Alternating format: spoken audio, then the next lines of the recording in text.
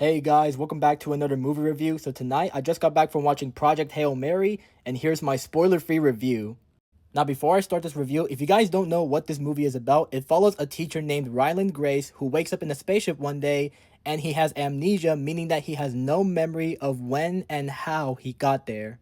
And he also has to go on a mission to save the planet Earth, but he can't do it alone, so he goes to this other spaceship and he encounters a pet alien rock by the name of Rocky, and they must save the world together. The movie is also based on a book by the same name, and to be honest, I've never read the book my entire life, but when this movie was first announced, and when I heard that it was going to be directed by Phil Lord and Chris Miller, aka the Spider-Verse creators, that's when I started to get really excited for this movie, and this became one of my most anticipated films of the year. And now that I have seen this movie, guys, I am very happy to say that Project Hail Mary is hands down one of the best sci-fi films I've ever seen. While I don't think it's a perfect film like everyone's saying it is, I do think it came pretty dang close to being perfect, and this movie is just absolutely peak. There are so many things to process here, so let's break down the best and worst parts of the movie. The first positive for this movie is the main character Ryland Grace, played by Ryan Gosling. I found Ryland Grace to be a very fun and very interesting character in this movie, and I think it's safe to say that this is easily one of Ryan Gosling's best performances. Another positive for this movie is the relationship between Rocky and Grace.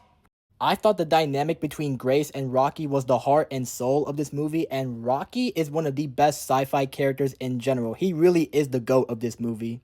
Another positive for this movie is the visuals. I don't think it's crazy to say that this is one of the most gorgeous looking films ever made because the visuals in this movie, oh my goodness, they were absolutely beautiful to look at.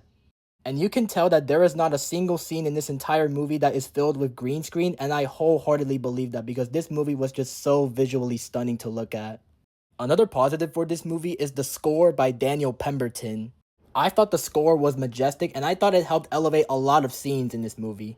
And it's all thanks to Daniel Pemberton because I thought he did a great job composing the score for this movie. And the final positive for this movie is the pacing. The movie is 2.5 hours long, and you can definitely feel the runtime when you go see this movie, but for the most part, I thought the pacing was perfect.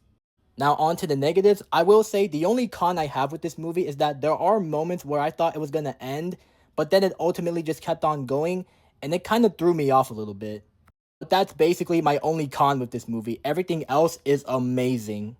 Overall, I had a really great time in the theaters watching this. I think this is easily one of the best sci-fi films ever made, and if you're somebody who doesn't go to the movies a lot, you gotta show up for Project Hail Mary because I guarantee you, once you go see this movie, you will not be disappointed because it is truly something special, and the rating I would give for this is a solid 9.5 out of 10. But anyways, yeah, that's my review for Project Hail Mary, and thank you for watching. If you want to see more reviews like this, follow me for more. Peace out.